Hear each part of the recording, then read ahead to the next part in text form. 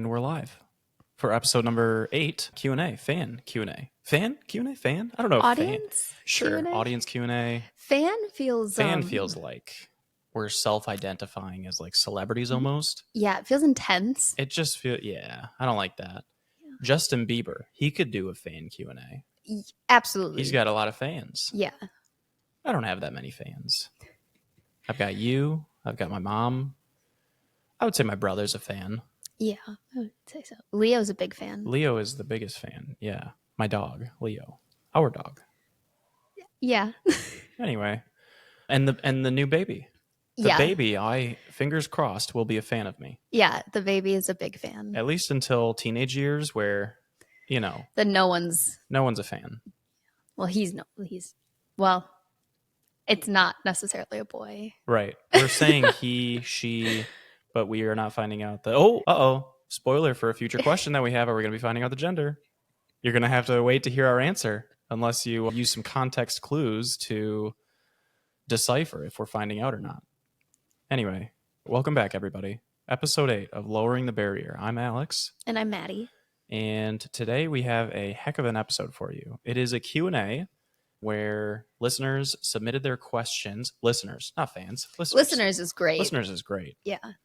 Listeners submitted their questions on Instagram to either my Instagram at AlexTeamyFitness or mine at Meals with Matti. And that was just submitted. That was posted a few days before. Maybe eventually we'll have like a little bit of a better way to do it. Maybe like a Google form a ways in advance that we could link to a few times. But as of right now, it's just on Instagram. So that's how you submit your question and that's how you get it answered. So we're gonna dive in. And before we do, I do want to say that this is pregnancy heavy. A lot of pregnancy questions. Since this is the first Q&A post announcement.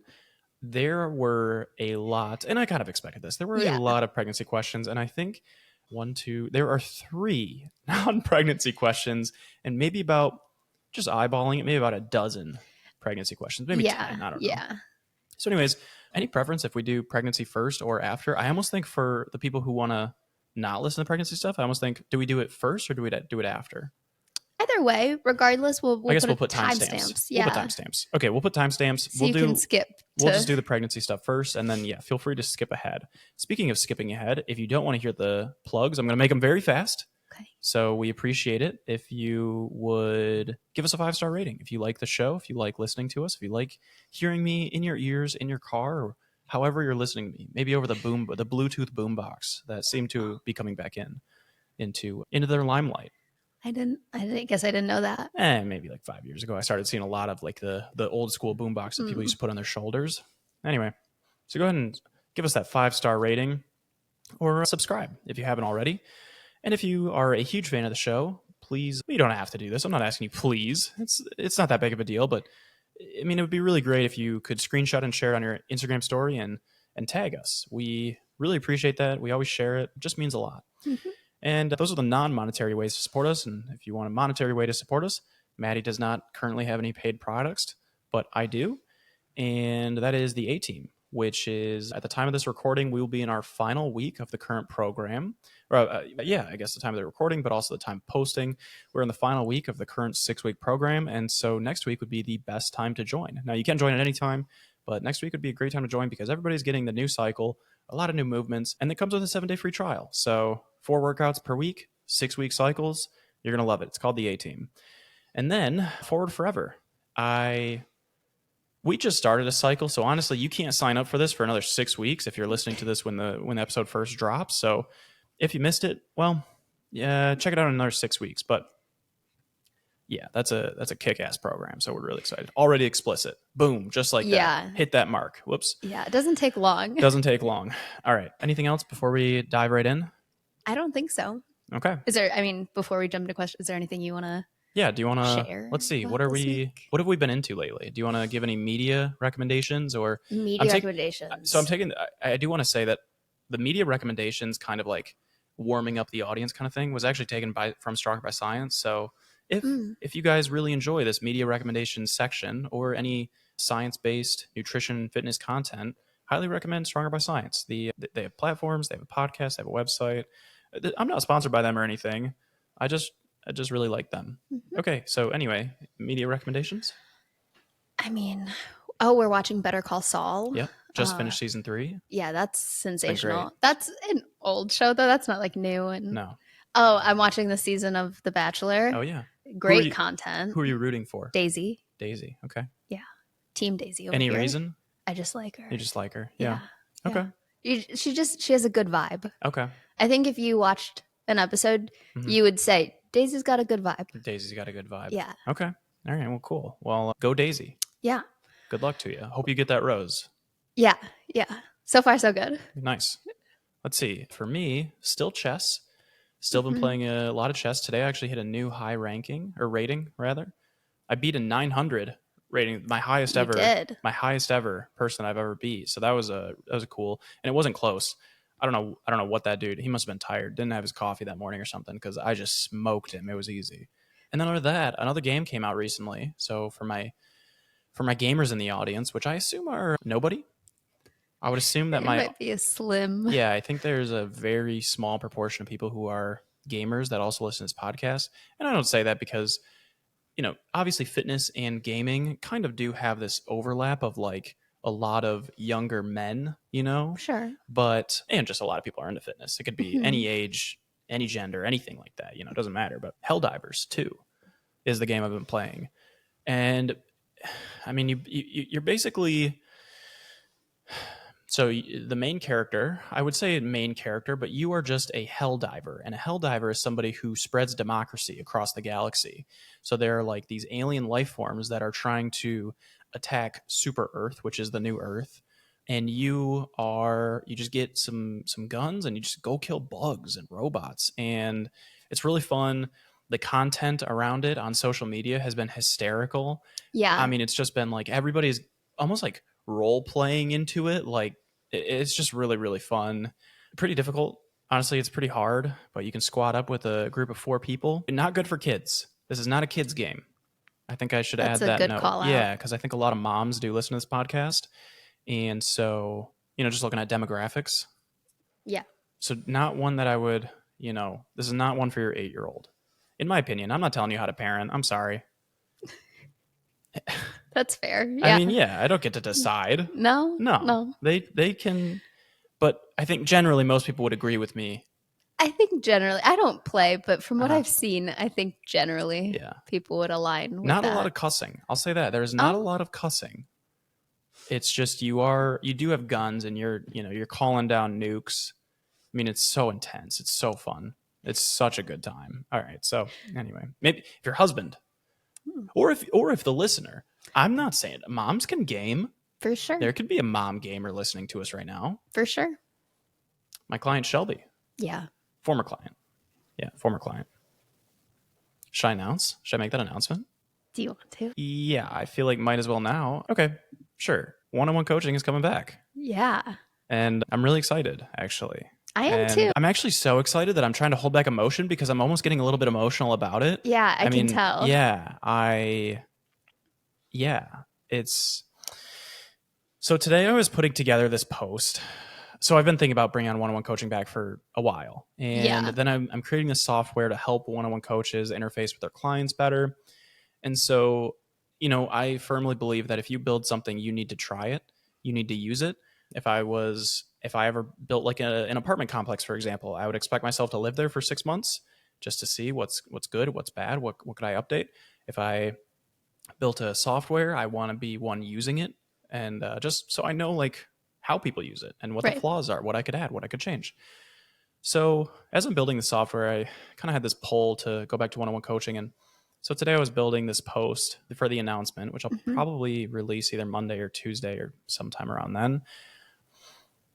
And I started reading all the testimonials that I've gotten. And I mean, I'm not going to get into it too much because I will cry. I mean, Matti saw me cry earlier today. But when people say things like, you saved my life, and yeah, that like I changed their life and I made them happier and I made them a better mom, and all these different things for different people. It's like I'm reading everybody's testimonials, and there's hundreds of them at this point from my time on doing one-on-one coaching, and it's just really overwhelming in a really positive way. But so bringing that back is obviously, it was so hard getting rid of that, but I knew that I needed to do it to make Forward Forever the program that it is today. It just needed so much focus and attention. And now we've built that into a really great program. And I'm not stepping back from that by any means. Right. So it's the right time. I'm very excited about it. I have the energy to do it. So yeah, one-on-one, I'm excited to announce that it is officially coming back. And stay tuned, because in future episodes, I'm going to be giving out a discount code for dedicated listeners. And the way I'm going to do that is to differentiate between people who just catch one episode versus people who have actually been listening to the podcast consistently, is across probably 5 episodes. I'm not positive on that. I will make that clear. But across probably 5 episodes, I will put one letter or number in the episode somewhere. I won't be clear about where it's going in, but it'll be somewhere. And if you're listening closely, yeah, you could put that code in and I will give you a pretty significant discount on coaching. And now it's not going to be like an 80% discount. That would be ridiculous, but it'll be, I don't know, probably a couple $100, something like that. Okay. So yeah, how exciting. Yeah, very, very excited. This has been a fun thing that we've been discussing for months. Yeah. Months. Yeah. We have honestly, there wasn't that long of a gap between you shutting down one-on-one and when we started talking about like, are you going to bring it back? Yeah, it was. So my big pull to bring it back was, and the reason I shut it down, was because I didn't feel that I was doing a good enough job in my education with people. And one of my big goals for every person I work with is I want them to be one of the most educated people in fitness and nutrition. I want them to be smarter than most personal trainers and nutritionists. And the main way I had to deliver education, there wasn't a platform that I had. It was either just like specific to them, messaging specific to them, meetings with them very often, or my Instagram. And that's not good enough. They need tailored education. They need a program where they can learn step by step and have it build on itself, not just these individual scatterbrain lessons, but, teach the basics and then teach a little bit more and then teach specific to, their situation. And so that's something that I'm really excited about. And that was a massive pull for me bringing it back. Was I've achieved my goal of lowering the barrier to fitness. In terms of what I've wanted to do was create a low cost program, which is Forward Forever. Right. Now I have that. People can go into that. It's at the time of the recording, it's $200, and then you can continue for 6 weeks, and then you can continue for $35 a month. That is a very low cost entry. I put out free education, stuff like that too. I'm not trying to get too down this route, but sure. Now, I realized how many people did benefit from that one-on-one accountability, the hand holding, just the more tailored approach. And yeah, so I'm really excited. And anyway, we can move on from that now. Okay. All right, let's start getting into the questions. Let's do it. Yeah. Do you want to read them? Sure. Yeah. Go for it. Yeah. Also, I just want to throw like a small disclaimer. We aren't pregnancy docs. Yes, that too. But I was going to go even a little different direction. If you're someone who has struggled with pregnancy, struggled with infertility, things like that, like we completely understand if this is maybe content you don't want to consume. We've vetted all of these questions. There's nothing super sensitive, but I know that pregnancy can be a really sensitive topic for a lot of people, understandably. So yeah, I just want to throw out. That's kind of you. Yeah. Yeah, it's nice. Yeah. Okay. First question. Did you always know you wanted kids? How did you know if you were ready? If you did, LOL. For me, yes. I always knew that I wanted kids. I always knew I ideally wanted a bigger family even. The way that some people know what they want to do for a career is how I felt when I was younger about being a mom. So yes, I always knew that I wanted kids. How did you know you were ready? That's, I think, I don't think anyone is ever like 100% ready with no fears or hesitations. I think there's always like, oh my gosh, things are changing, like I think that that's a really level-headed mindset to it. But when I look at my life and the things I've achieved and the things I'm on track to achieve in the future and what I've accomplished and kind of where we're at together and all of that, it just felt like taking that next step was feasible. It wasn't going to be this huge alteration to what we have going on. No, we've got a routine down, and obviously the baby will alter things. We're not, right. being oblivious to that. Yeah. But I think we've just, I don't know, we've been really adaptable through any situation. We've always gotten through just tougher points, whether it was career or, losing family or things like that. We've always been really supportive of each other. So, yeah. So did I always know I wanted kids? Yes, I always knew I wanted kids. I was pushing that timeline back a little bit more than Maddie was, because as I grew the business and I became more passionate about what I did, growing the business I told Maddie this, it is my child. It very much has become my baby, and I care about it so much, and I care about every single client so much. And it is such an emotional endeavor trying to start a business and grow a business. And then you see it, you've seen the ups and downs. You've almost, I say lost it. When I say lose it, it's not because like there was some legal battle, some like really drawn out thing, anything like that. There were times when I wanted to quit and I didn't. And now I'm on the other side of it, and it's growing and it's flourishing and it's so beautiful. And I'm so grateful. And having a kid for a long time was threatening to that, because it is like, I know when this baby comes, I will love them more than I love my business, and it won't be close.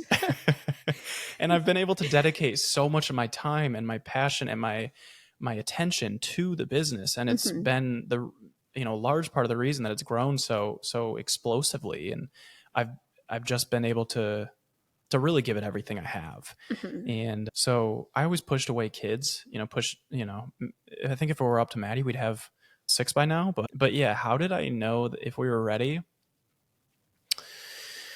Partnering with Danielle. Yeah. And I told her that, actually, I didn't say like explicitly like, right, hey, we're going to have kids now because of you. But I did say that she accelerated my career and our family faster than she will ever know. Because when I partnered with her, my wait list went from my one-on-one training back in December of 2022. Yeah, 2022. I went from, a pretty good roster, like a decent salary, to a full roster and a wait list and a group training program and working on other projects with her. So it was like immediately it just got really, really crazy really fast. And I mean, we celebrated, I bought myself those new shoes, and they're nothing crazy. They were like $120 shoes, but I customized them, and it was like I made a video. And I knew that was the moment that like the business is in a good spot where I can almost pull back a little bit. I don't have to be stressed every single day that this might not be a forever thing. Right. I knew at that point I made it. Like, and not only that, but I had the self-confidence and belief that like, even if I lost it all, I know I could rebuild it at this point. Yeah. There was a sense of job stability. Yeah. And if you are self-employed or you've grown a business, you know that job stability is hard to come by. Yeah. Especially in that first year or two. Yeah. So that was definitely more than that, years. I mean, I think I did it relatively quick. I wasn't right. I'm I'm speaking specifically to our situation or your situation. Yeah. So, but like specifically, how did I know when I was ready? So that was the financial component. Emotionally, I always knew I was ready with Maddie. Honestly, I got really lucky. We fell in love within, I told you I loved you and meant it within like 3 days, not literally 3 days, but it was pretty quick. I mean, it was like 8 days. Okay. So 8 days.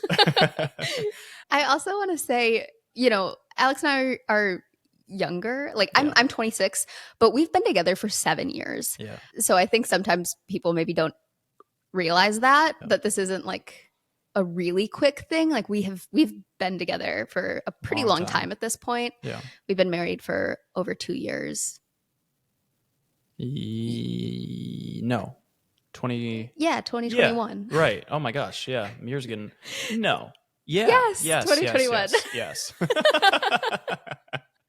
If you can't tell, we're not huge anniversary people, apparently. And then we had, the first the wedding. timeline is a little crazy. My gosh. So the first wedding was it May 1st, 2020? Yeah. Yeah, I even got that tailored on my suit. Yeah, so you can imagine a May 2020 wedding didn't pan out. We canceled that one, and then we're like, surely a pandemic won't last for a year, so we scheduled for 2021. Nope, that we had to cancel again. Yeah. So then we eventually just eloped. If you're on video, that's where the photos behind us. We eloped in Garden of the Gods, which is where she told me she wanted to. It's where she said she wanted to get married. within like the first like 6 months of us being together. Yeah. And we made it happen. Yeah. It was not our plan A, but it was a great plan B. I had your ring picked out within like 3 weeks. Yeah. Yeah. I know that this probably sounds psychotic like to psychotic. a lot of people. I mean, we moved in together within 6-7 months. Yeah. Which I'm not saying Just you nutty. should do. No. But it worked out really well for us. It did. It panned out. But yeah. So, I mean, that was a really long-winded answer for essentially us to say that, yes, we've always wanted kids. Yeah. And then I think this wasn't a question, but how many kids, let's add the caveat of we're going to get through number 1. Yes. And then we'll see. But let's just say one goes so swimmingly. We love it, right? Yeah. And we're good at it and we get better at it. How many? I think I've said 4 or 5. Yeah.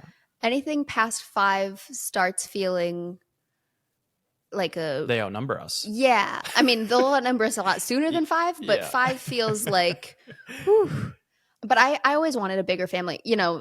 4, 5, 6 years ago, you would have asked me that. I would have said 7 plus. I always wanted a really big family.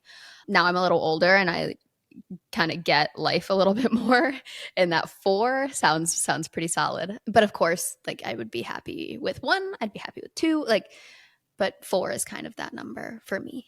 Yeah, I think that's about good. I have 3 siblings, so there's 4 of us and 2 boys, 2 girls. That always felt, I don't know, pretty solid. Mm-hmm. So I think 3 to 5 would be a pretty reasonable number. The only thing about 3 is crazy because then you definitely do have a middle child. And you always hear about middle child syndrome. That's not like a real thing, by the way. I just I'm like borderline making that up. Just like middle children are just like a little goofy. For the middle kids listening right now, I'm really sorry. I was the baby of the family. He's teasing. Yeah. I'm also the youngest of the family. Right. So we have a different perspective, I guess. Yeah. All right. Next, baby predictions based on cravings. This is a fun one. There's so many old wives' tales that tell you different gender predictions based on, random things. My cravings have not been super consistent the entire time. So early first trimester, I was eating 6 oranges a day. And a lot of times when you have really strong fruit cravings, they tell you, oh, you're going to have a girl. But then 2 weeks after that, I was having really strong pickle cravings. And they say when you have really strong savory cravings, then you're probably having a boy. So I don't know. I don't think too much on it. And we've basically confirmed, to the best of my knowledge, that we are not having twins. Yeah. So that would be quite the surprise at the 20-week scan. That would be crazy. So far, we have not heard anything about multiples. I think they would have noticed. I think they would have noticed 2 heartbeats in there. Yeah, that'd be quite 3 the surprise. Heartbeats, because there's. Yeah, I have a heartbeat too. You do have a heartbeat indeed. All right, so yeah, I don't. Based on craving specifically, no, I don't really have a prediction. Lately, I've been feeling like it's a girl. I thought you said you've been feeling like it's a boy. It's switched. I had a dream. Oh, okay. I had a dream the other night that we had a girl, and I've been rocking with that. Yeah. But honestly, anytime someone on my Instagram feed announces that they have a kid, I'm like, oh, well, 50-50 chance. I have to even out the odds. So if they say they have a boy, it's like, okay, I'm probably having a girl. Yeah.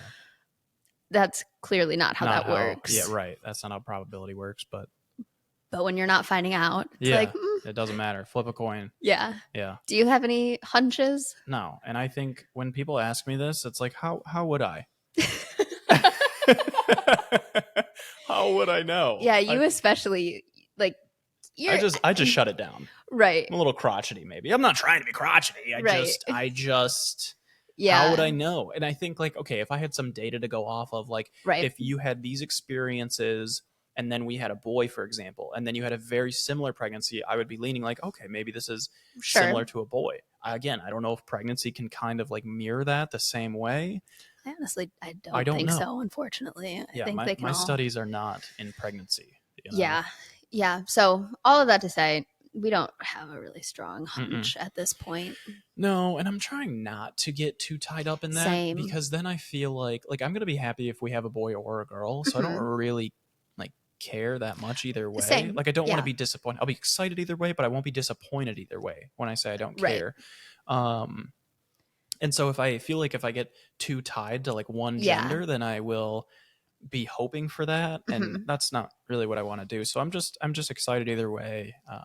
I definitely agree with that. Yeah. Sometimes in my head, I'll refer to it as like I'll change the gender that I refer to it as, because one, I don't really like calling it or Yeah. like them. Yeah. Them is fine, but yeah. So I like switch it up. So in my head, I'm not getting like overly attached. But And yeah, we are not finding out the gender. I mean that. yeah, I think we've made that we've clear. made that very clear. We won't be finding out the gender till day of. So I'm just gonna go ahead and delete that question from later down in the thing. Yeah. Okay, you want to read this one?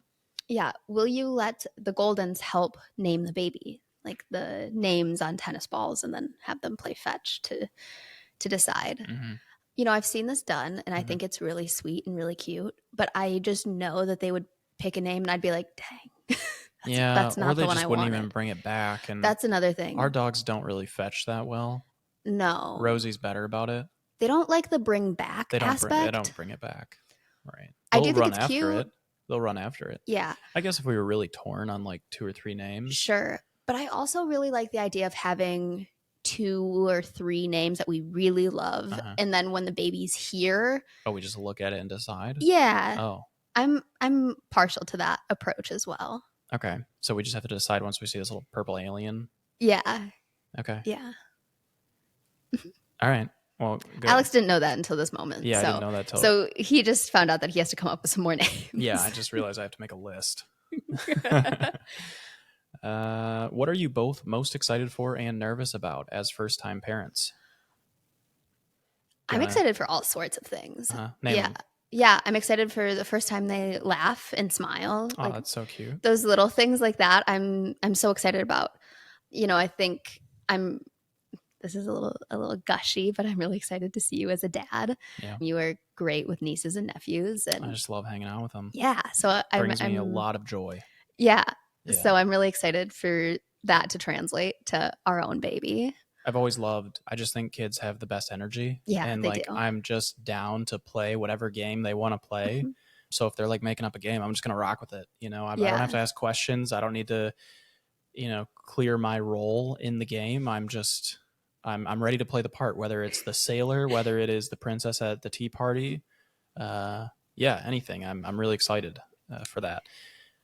I'll do most excited for, and then we'll both do nervous. What am I most excited for? I think I hate to say it. I'm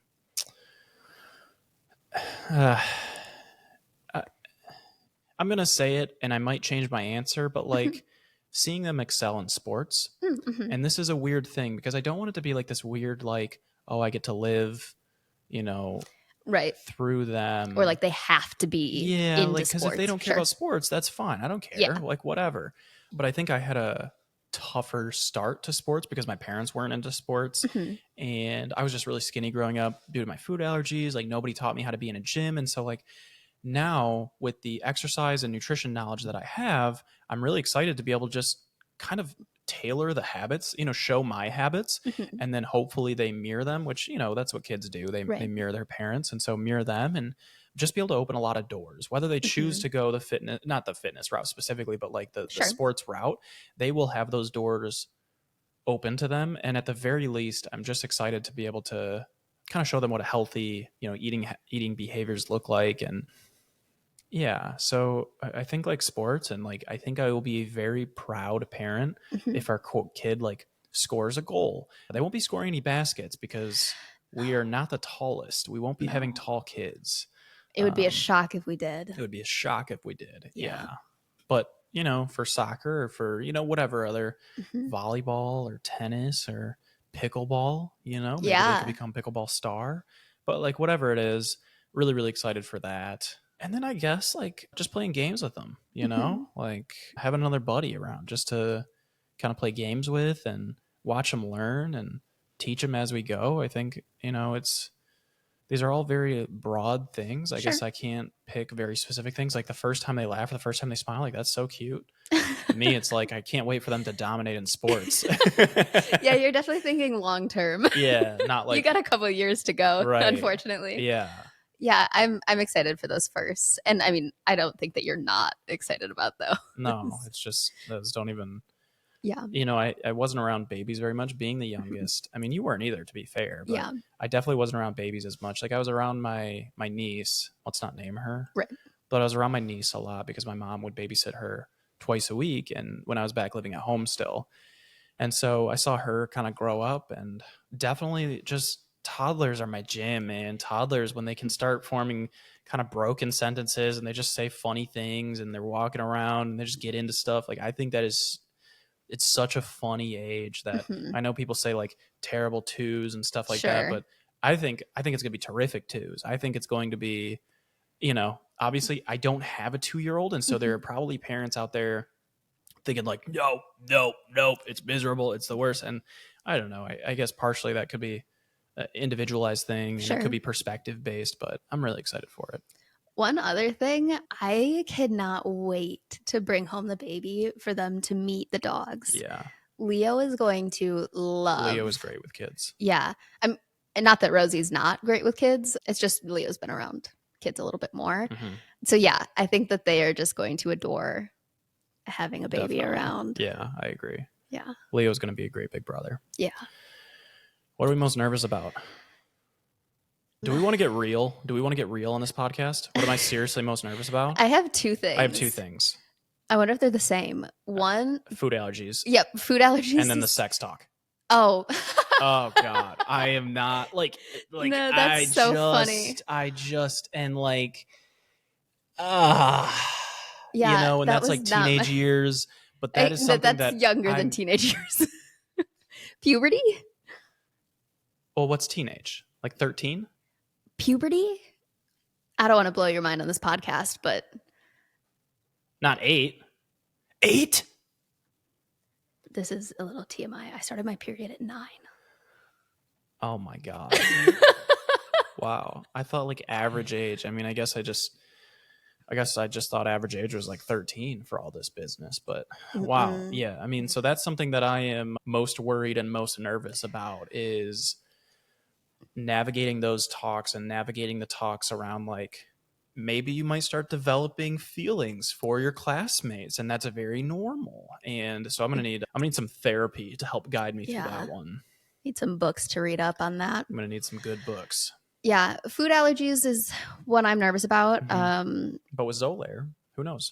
Yeah, there's definitely some things that are kind of in the works that feel really promising. I mean, that's not even necessarily in the works anymore. That's been FDA approved. Yeah, it feels like a weird pharmaceutical plug, and that's not what I'm trying to do. I'm not getting sponsored. Like, I'm not sponsored by Big Pharma, but there is a medicine that I'm considering trying that was recently FDA approved, and it's like I think it's originally an asthma medicine, but it was shown to reduce the severity of allergic reactions, and so some doctors are starting to prescribe it for people who may deal with cross contamination. So like going to restaurants would no longer be an issue for me. Right. Like we could go, and if there was a little bit of cross contamination, I might be just fine. Yeah. Now it doesn't cure your food allergies. Right. You're still Right. supposed to avoid them, and I obviously would, but that label that says made in a facility or may contain is, not as scary. Not as scary. Yeah. It's not a Russian roulette anymore. Yeah. I am nervous about food allergies.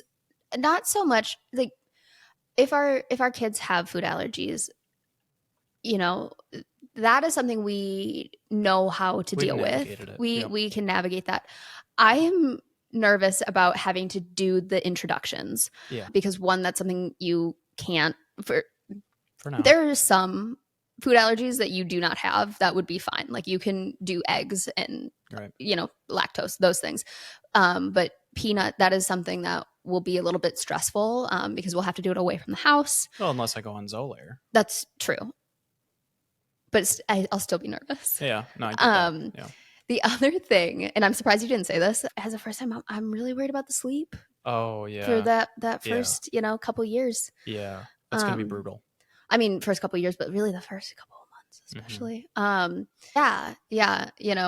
You read all of these things that are like, this is what you have to do in order to get decent sleep with a newborn and this and that. And everyone has their own opinions. And then, you get to the comments and everyone's like, that didn't work for me. That doesn't work at all. My baby just doesn't sleep.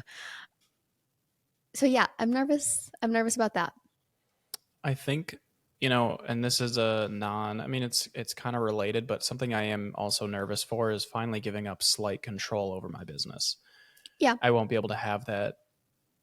If I'm sleep deprived, I won't be able to give 100% like I have been. If I have a baby, I won't be able to give 100% like I have been. So there's another priority. Yeah. Yeah. So that's just, that was a big shift for me mentally that, this is the reality now. And I think, as we get closer to it, it'll be more and more the reality. But luckily, with Forward Forever, I am able to scale that now. And so that was the main reason that I got rid of one-on-one and started Forward Forever, was because I needed a better scalable option where, one, I was able to help people with their fitness and nutrition, where the A team is like fitness only, training only. Right. And two, it was relatively infinitely scalable. So I could keep working on it. And yeah, one-on-one is just very time consuming. It's very time demanding. And so if that makes up the bulk of my income, that's a problem. That's a very, very big problem, because it's, capped by time. So that's not something that is a long-term play for me. And I know that even with restarting one-on-one, I know it's not like the long-term play. I'm going to keep spots very, very, very limited to manage time. But yeah. All right. Next up, I hope this isn't rude, but is Matti a nickname or short for something? I love that you asked if this, like saying, I hope this isn't rude. Alex on his story said, no rude questions or nothing inappropriate. This is certainly not rude or inappropriate. Sometimes people ask crass questions regarding pregnancy. Yeah. And that's kind of what we meant. We definitely didn't mean like... Yeah.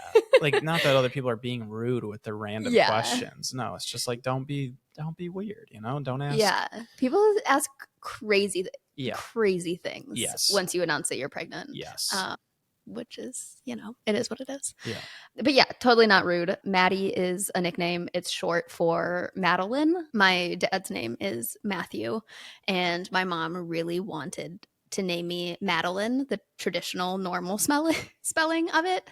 And my dad didn't really like it. And then she was like, well, what if we spell it like your name? And then my dad loved it. Yeah. So shout out, Matt. Yeah, that's how we got here. For a really long time, I wanted to change it to be the traditional spelling. But here we are. Here we are. And because I did ask on my story, and I put the disclaimer of like, please no rude or weird questions, somebody just simply asked the question, have people been rude or weird? And generally I'm going to say no. For the most part, no. I think we've gotten only maybe 2 weird questions. Yeah. So yeah.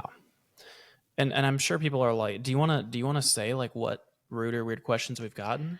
Sure, I'll throw it out there. And I don't think people ask these things out of intentionally trying to be rude or weird. Yes. Yeah. But I do think that maybe before we ask people these questions, like think about what you're asking. Take a beat real quick. But we've definitely gotten questions, and this isn't even just from social media followers. Nope. This is from like people we know. This is from strangers. Yep. Like random people will ask us these things. Was it an accident? Weird one. How long were you trying? Weird one. Things like that feel pretty personal.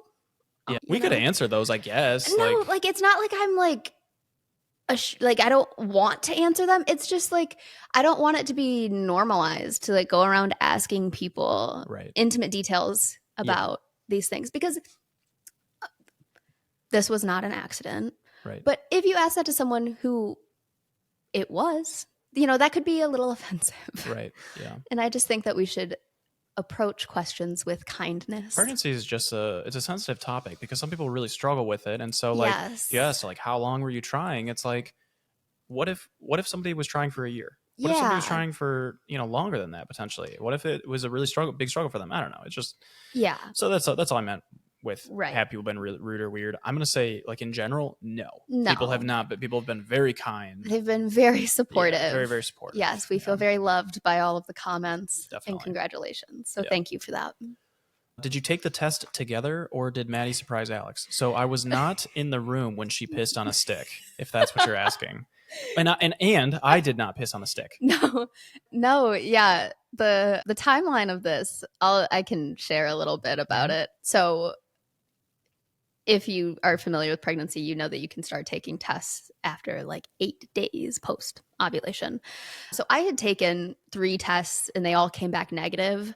And why did you start taking the test? Was it you started feeling nauseous, or you just had a hunch, or? Just like once you start trying, Yeah. there, like I wanted to know, like, do I need to completely avoid alcohol? Gotcha. Like, I just wanted to know as soon as possible. So I was kind of taking the approach of like, Borderline regularly. Yeah.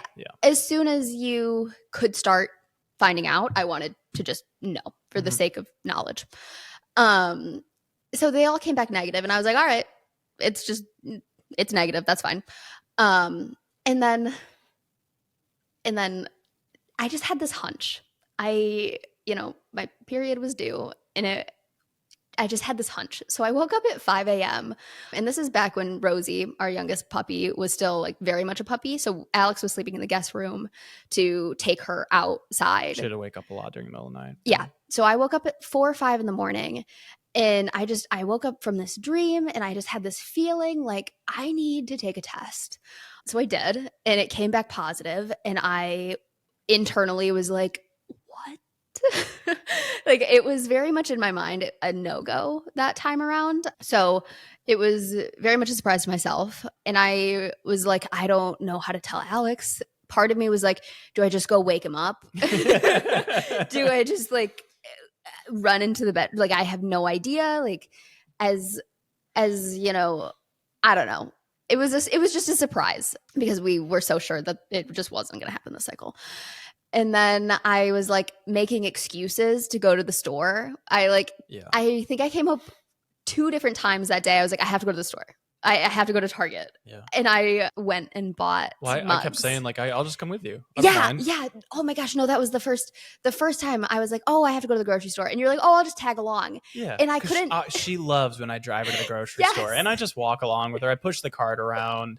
I just kind of make light banter the entire time. So it's so enjoyable for her. So if it's a weekend and I'm capable of going, I didn't have anything going on. I was going to do some work. I was going to work out, but all that stuff I can push away to go to the grocery store with you. I thought it was being so nice. And she's, no, I'll just go alone. It's fine. You can do your workout. No. So, okay. The first time that you did it, I was like, I can't say no because that would be alarming. It's not like we're in a fight or something. Like, things that we're just having a normal day. It's very normal for you to come to the grocery store with me. So we go grocery shopping, and it's like it was like the dumbest grocery trip ever. Like we didn't need groceries. We got like a taco seasoning packet. Yeah, like I was really just trying to make an excuse to like get out of the house. So a few hours later, I was like, all right, I have to go to Target, and that was it. I didn't give like a reason. You're like, all right. Okay. Like, see ya. You always go to Target, though. You say, I'm going to Target or I'm going to Marshall's. And it's like, I don't ask questions. Yeah.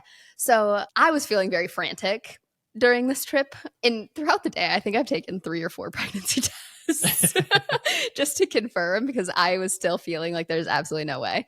But yeah, so then I went to Target. I think it was like 3 or 4 p.m. So I've known for like 12 hours at this point. And I went to the store. I picked up mugs that said like Mama Bear and Papa Bear, and I put a little onesie in the Papa Bear one, wrapped it up, wrote a card. Alex was working out, and I like called him into the house to have him open this. And I didn't do a good job of like being subtle about it. I was like, I have a gift for you, which is just like a random Sunday or Saturday. Like there was no real reason. Honestly, I just thought you got me like a pack of Rolos or something, and I was so excited. I was serious. I was so excited. I just thought you had gotten me like you saw some candy or maybe like a Lego thing or something. Like we're not like super big Lego people, but we were doing a Lego build at that time. So I was like, oh my gosh, cool. Yeah. Yeah. How nice. It was not a Lego kit. No, it was not a Lego kit. But I was like kind of weird about it. In my head, I was like, I know I'm being weird about this. I was like, should I record it? I'm going to record you. Like, I don't know. It was just, I was feeling so frantic to share the news that it wasn't the smoothest. Well, I didn't even think that much of it. I mean, I don't even remember if I saw the camera recording, but like, I don't know. I mean, I think you recorded me when I hit 10K on TikTok or something like that. I think it was TikTok. Wow, crazy. I'm at like 190K. Yeah. But and so it's like, oh, you just want to see my facial expression, like, Yeah, so we do it's kind totally of fine. record Yeah, each other right. for like things like that. So it Just like wasn't. fun memories, Yeah, but in my head, it didn't feel smooth at all. No, and then the video of me opening it up and like realizing is on my social media. Yeah. And it's, if you're looking for it, it was like, I don't know, maybe a month ago at this point, like around like late January, maybe early February, we announced it. Yeah, so only like 2-3 weeks ago. Yeah, something like that. And it's just a black box and it says Baby Teamy coming July 2024. So if you're curious, and I opened the card and it, the card basically gave it away. I almost wish I didn't open the card first, but either way, I was like, wait, what? I had a pretty good hunch. The card said something along the lines of like, I love you. You're my best friend. I'm so excited to start this next chapter. And so starting this next chapter, it's like, next chapter, what what's going on? And then I lift up, there's a mug, and I lift up the mug. It says Papa Bear. I go, shut the fuck up. I said, shut the fuck up. Are you serious? Yeah. And then, yeah. So very cool. Really exciting announcement. I'm glad we got that, captured. It was a lot of fun. Yeah. And we did capture a video of telling both my parents and your parents. So that was a lot of fun too. Yeah. That was a really long-winded explanation. But no, I did surprise him. Yeah. I surprised myself. Yeah. Have you decided on possible baby names? Before Alex says anything. People are going to think this is really weird of me. Yeah. I wasn't sure if you were just going to say them. No. People are very opinionated on baby names, and I'm very sensitive in pregnancy. Yeah. And when people don't like the names that we pick out and we can tell. It's kind of hurtful, to be honest. It is really hurtful, and I've definitely cried over it's a little bit mean. over things that people have said. We had somebody tell us that one of the names was a stripper name, and and it's not like it was like, oh, I don't want to name anything. We're not gonna name anything just in case a listener's name that name. But I mean, like Sparkle. Nobody's named Sparkle, right? I'm sorry if there's a Sparkle listening to this. So what are the odds? Right. But I mean, the names we're looking at are very normal. Right. There's nothing crazy. I think all of the names that we've like loosely been talking about are all top 500. Right. Top like common names. Right. But so while I'm sure no one would intentionally be rude, I am very sensitive in pregnancy. So we're keeping those cards close to the chest. Yes, you will certainly find out in about 5-6 months. Yeah, around 5 July. Months now. Yeah, around July. Okay, that was all the pregnancy questions, and now we just have 3 fitness and nutrition questions. So do you want to read these, and then I'll answer them? Yeah, absolutely. Unless you want me to read them, and then you can answer. Oh, that could be fun. I don't think the people want that. A little switch up. No, let's do it. No. Really putting me on the spot. All right. Okay, for someone doing a 4-day upper-lower split, what is the argument that for upper body, 1 push day and 1 pull day is better than 2 full upper body days? It seems that hitting everything twice is better, and by the end of a pull day, after many back exercises, my last sets cannot be done with as much intensity. Yeah, so this is a really straightforward one. It's not that straightforward, actually. Let me say the straightforward kind of like easy answer is whoever said that like a push and a pull day would be better than 2 upper body days where you're doing a little bit of push and a little bit of pull on both. I strongly disagree that would be better. Now, it could be similar depending on the amount of volume, but I'm going to say in most cases, it's probably going to be worse, actually. So how deep do I want to go? Okay, first, push exercises are any exercises that are using like pushing muscles. So when you push, like, let's say for a bench press, a pushing exercise, you're pushing the dumbbells, right? You're pushing it away. That'll work the chest, the anterior delts, and the triceps. Those are pushing muscles. And then pulling muscles are when you're pulling something toward you. So like with a row, a lat pull down, something like that. And that would be like the back muscles, the lats, the traps, the rhomboids, the teres major, the rear delts, biceps. Yeah. I was thinking on a push day, you could add like side delts. Side delts are, especially if you're doing like an overhead press, there will be a pretty significant degree of side delt action there, or middle delt. So anyway, so that's a little bit of a background. So that's a push and a pull classifications. Now, somewhere in the neighborhood, this is going to be kind of different for everybody, but let's just be broad with it and say somewhere in the neighborhood of like 6, 8, 10 sets per muscle group. I'm going to say like be conservative and say like if you're doing more than 6 sets of a single muscle group in a single workout, I would rather have you take that volume and split it up across 2 days. So if somebody was doing like, seated cable rows and dumbbell rows and lat pull downs and kneeling lat pull downs, like just a lot of lat based movements, and you're doing like 12 sets of lats hypothetically, dude, split that up into 2 workouts, and so now you have 2 upper body days rather than a push and a pull. So I would not say that, volume equated, it's going to be different. If somebody was doing 6 total sets of back exercises, something like that on a single day, and they were just really, really intense, super high intensity stuff, like 0 RIR and everything, maybe with some partials at the end, and then they did that same thing for a push day, volume equated, there's not really going to be that much of a difference. But it is that once you hit that, kind of higher end of, like this person said, you're going to be fatigued. Your first and second set are always going to have a better performance than subsequent sets, 3, 4, 5, because you just start getting accumulated fatigue. So I would not say that one push and 1 pull would be better than 2 upper body days, but there is some context to be added there. Do you feel like I covered that one well enough? Yeah, I think so. All right, cool. Quick and easy protein options, easy to transport too. Greek yogurt. Yeah, I think it also depends. When you say easy to transport, can you keep it cold? Yeah, can you use an ice pack? Because that definitely opens up your options quite a bit more. It does, yeah. Otherwise, you've got like beef jerky, protein shakes, yeah, protein powder. But things that if you can't keep something cold, right, you're a little bit more limited. Definitely. So that's kind of a big caveat. Yeah.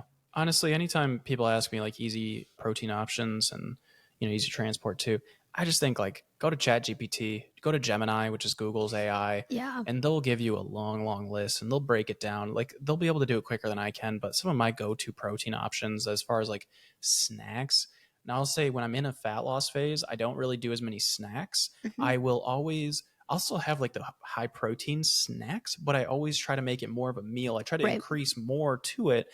So instead of like a 200 calorie high protein snack, it might be a 300 or 400 calorie high protein snack plus something else to make it more kind of like a quote, air quote meal, Yeah, I get that. But yeah, beef jerky, high fiber cereal, like a small bowl of high fiber cereal with like frosted mini wheats have been my go-to lately, along with Fairlife milk, which is pretty lean, especially if it's is it skim milk that we've been? Yeah. I primarily buy skim milk. Yeah. Greek yogurt, 000 oikos is a go-to. What are some other ideas? Like Baby Bell, cheeses. Oh, yeah. Bagels have surprisingly high protein. Really? Yeah, like 10 grams for a bagel. But they're so dense. I figured they'd be really high calorie. That's the other thing. How many calories are you trying to spend on a snack? True. Yeah. A bagel might be 200, 250, right, yeah, but you're going to get 10 grams of protein. So it depends on what you're looking for. I would not consider a bagel a high protein snack. No, but what do you consider? Yeah. I was debating this question earlier because someone asked me to put together high protein snack ideas. Yeah. And there are some accounts that I follow that do something similar. And they'll put together a snack that has 20, 30 grams of protein, but it's 400 or 500 calories. At what point is that no longer a snack? Right. So I think that's also a big question is like, what are you trying to achieve? Like how many calories are you trying to eat? And what is the number of protein grams you'll be happy with? Did I mention cottage cheese? No, but that's a great one. Yeah, that's another one that I do. And then just like pre-made protein shakes, protein powder. I don't do protein bars because of food allergies, but yeah, those are some options. But if you're looking for more, ChatGPT or Gemini, just use AI for this. I would say like just Google it.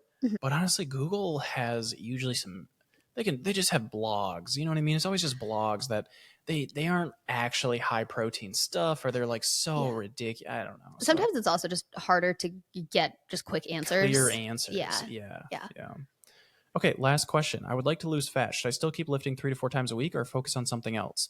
I would not look at lifting as a way to lose body fat. Now, lifting will build muscle and it will burn some calories. Like you will expend some energy, but it's really not that much in the grand scheme of things. Exercise in general shouldn't be used. It shouldn't be used as a means to lose weight or lose body fat. It should be used to support. You can increase your calorie expenditure a little bit, but there are diminishing returns with that. if we end up still sticking with the metabolic adaptation episode for our next episode, this is a great segue into that. Yeah. But, I wouldn't say like lifting 3 to 4 times a week. That's great for muscle growth. It's great for body composition. If you're losing weight and lifting, you're going to have better body composition outcomes because, you're going to be maintaining or even gaining lean mass while losing weight. So you're losing a higher proportion of body fat. So that's really important. But ultimately, if you want to lose body fat, dude, you got to focus. You got to lock in on your diet. You got to be in a calorie deficit. So figure out your calorie maintenance needs. You can do that, an easy estimation. Go to tdeecalculator.net. Plug in your numbers. That'll give you a very ballpark number. I want to stress, because no matter how many times I've said that, I have said this so many times, that is just an estimate. That is a starting point, and then you have to make adjustments. Still, people say, oh, I got 2,000 calories as my estimate. TDEE calculator told me my calorie maintenance is 2,000 calories. All right, great. Okay. And then they think that if they eat, anything under that, they will guarantee to lose weight. People suck at tracking calories. That's just the tough reality. I'm sorry, but that is the tough reality is people suck at tracking calories. Especially if you're new to it. They don't use the food scale. They measure things in volume instead of weight. They underestimate portions. They eyeball things when they have not gotten very, very, very good at eyeballing things. They go out to eat and way underestimate portions. They don't track oils and fats. They don't track the little sips, the little bites, the little licks. Like, they don't track all those things. And this adds up to hundreds of calories. So they might feel like they're in a deficit, but they are not in a deficit. And this is what gets people on that like cycle of, I can't lose weight. It must be my hormones. It must be menopause. It must be something. And it's not. There's nothing. Menopause will make fat loss harder.